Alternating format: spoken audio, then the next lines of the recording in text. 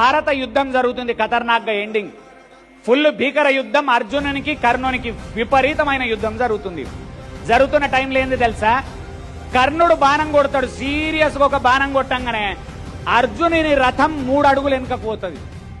అర్జునుని రథం 3 అడుగులు వెనకపోగానే కృష్ణుడు వెనకకు తిరుగుతాడు, తిరిగి అంటాడు.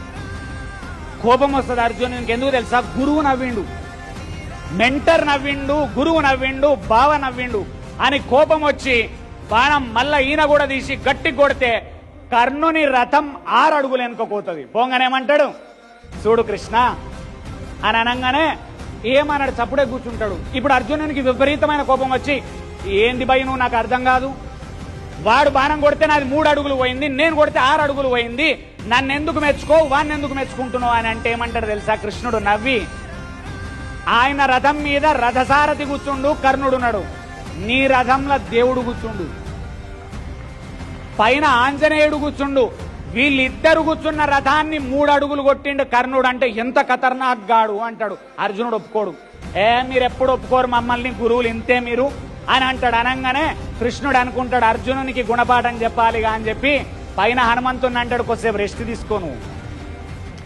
ఈయన బాడీని ఏం చేస్తాడు తెలుసా, లైట్ ఫెదర్ వెయిట్ చేసి కూర్చుంటాడు, గడ్డిలాగా కూర్చుంటాడు. ఇప్పుడు కర్ణుడు బాణం వేస్తే రథం గాల్లోకి ఎగిరిపోతుంది డైరెక్ట్. అప్పుడు అర్థమవుతుంది అర్జునునికి, అంత నేనే అనుకున్నా, అంత నేను కాదు, ముందర నువ్వున్నావు, పైన ఆంజనేయుడు కూర్చున్నాడు, పంచభూతాలు సపోర్ట్ చేస్తే బతుకుతాం.